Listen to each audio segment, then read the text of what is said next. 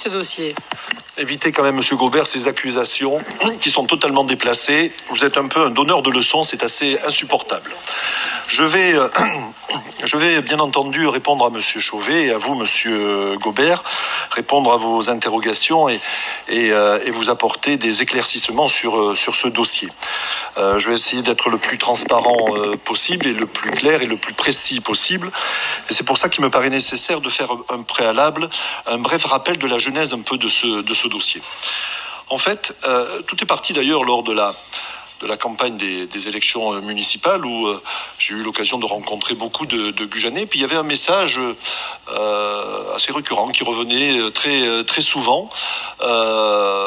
Les gens me disaient, Monsieur Paris, oui, on se trouve bien à Gujan-Mestras, c'est une ville très agréable, on s'y plaît, il fait bon vivre à Gujan-Mestras, mais, il y avait toujours ce mais il manque quelque chose à Gujan-Mestras.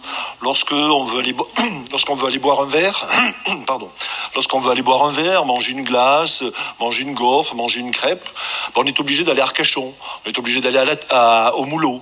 À Gujan-Mestras, malheureusement, il y a rien, alors qu'il y a des sites magnifiques. Et on me parlait souvent du port de la Hume, on me parlait souvent du port de la Rosse, on me parlait quelquefois du lac de la Madeleine. Donc c'est dans ce contexte.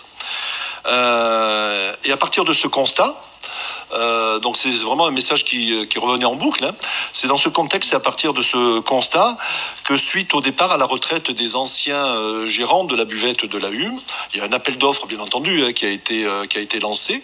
7 candidats, pour votre information, ont répondu à cet appel d'offres et c'est dans ce contexte que nous avons décidé de donner la gestion de la buvette à Madame Dussault, la gérante de chez Maman.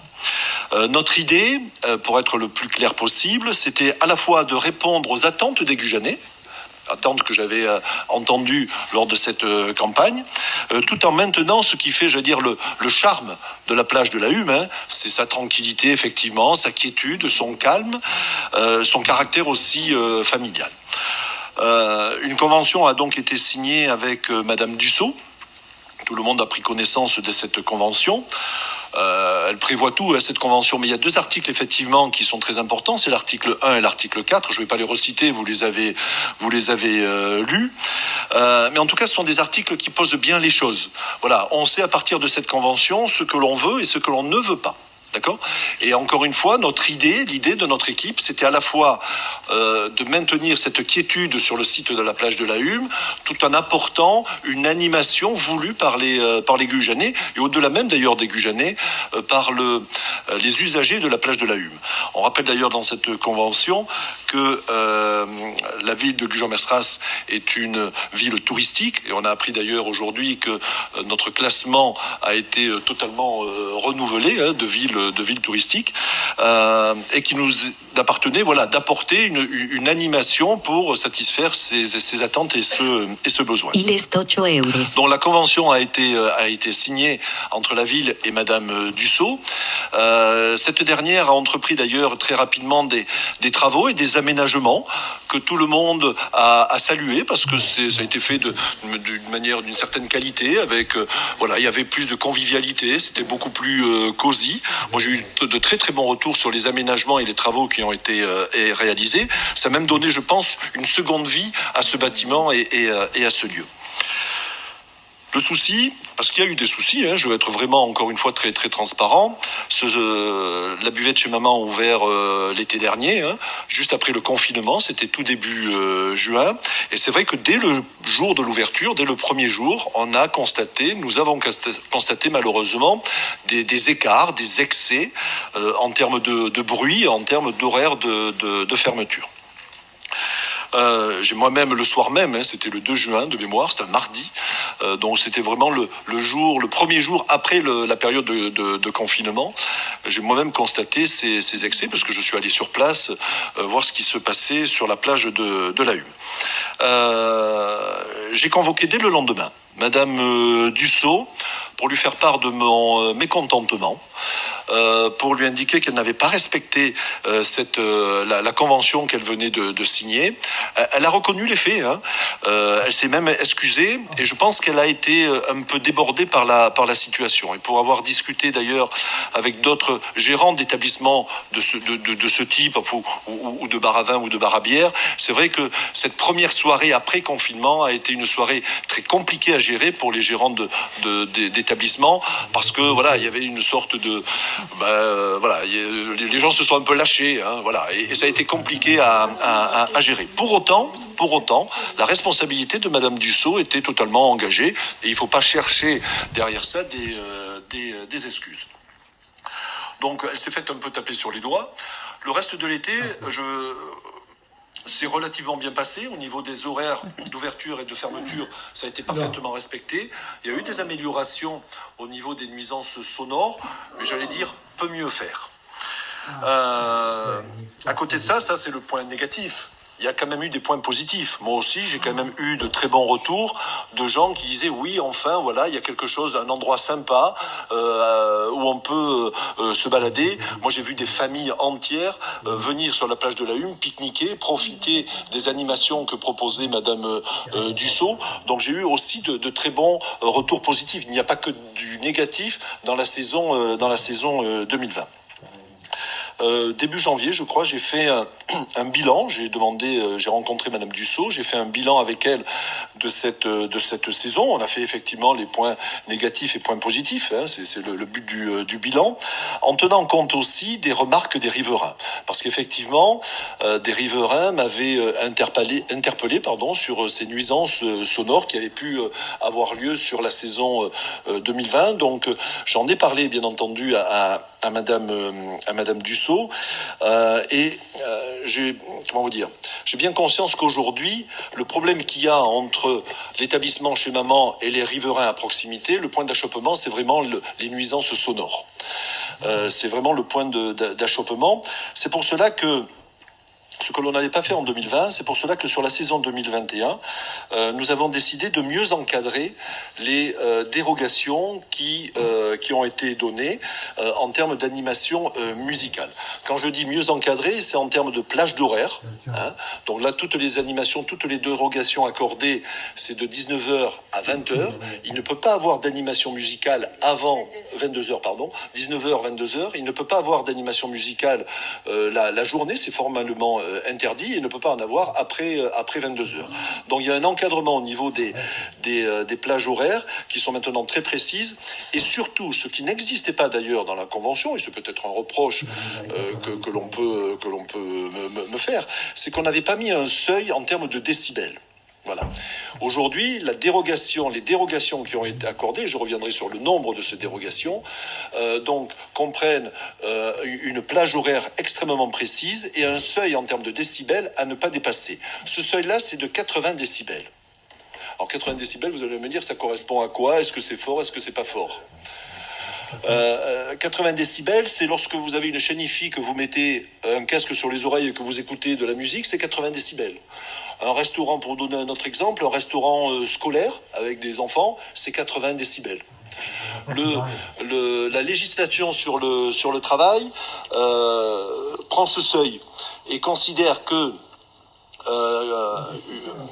l'intensité sonore de 80 décibels sur une période d'exposition de plus de 8 heures, hein, c'est 80 décibels, mais avec une période d'exposition de plus de 8 heures, ça peut devenir problématique. Mais sur une période d'exposition de 8 heures. Ce que je veux vous dire là aujourd'hui par rapport à ce seuil, c'est qu'aujourd'hui, le seuil de 80 décibels, il n'est pas considéré par toutes les autorités sanitaires d'ailleurs comme dangereux. Il est parfaitement acceptable. Donc concernant ces dérogations, elles sont au nombre de 14 cette année. En fait, le calcul a été très simple. Nous autorisons l'établissement chez maman à faire une animation musicale, je rappelle, de 19h à 22h et sans dépasser 80 décibels. Hein. C'est-à-dire, ne pensez pas que vous aurez dans ces animations musicales un groupe de 6-7 musiciens. C'est pas possible. Hein. Rien qu'une batterie, je crois, ça fait plus de 110 décibels. Donc n'imaginez pas un groupe de musiciens qui va vous faire de la musique à tout va. Hein.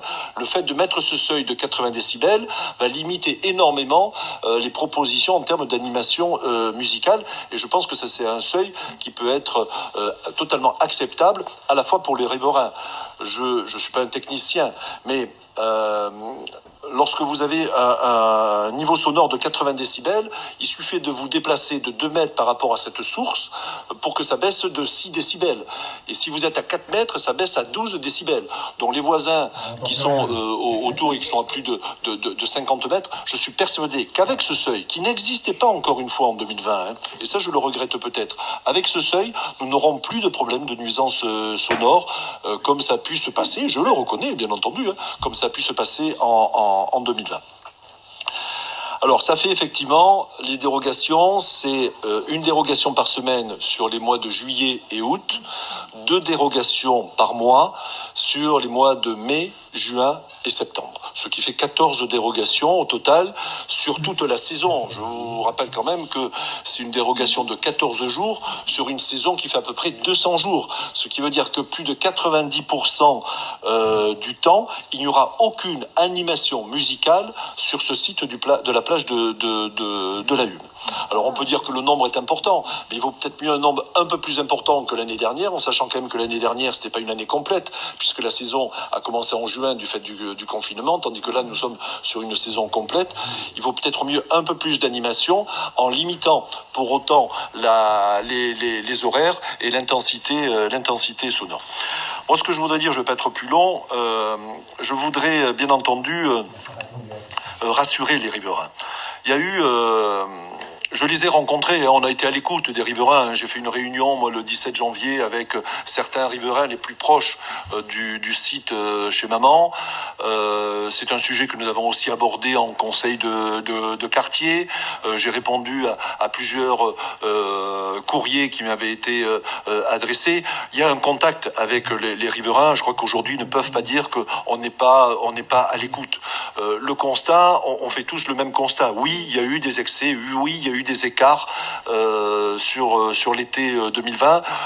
Moi, je considère, voilà, c'est le droit à l'erreur. Ça a été une année un peu particulière parce qu'on sortait du confinement. C'était la crise sanitaire.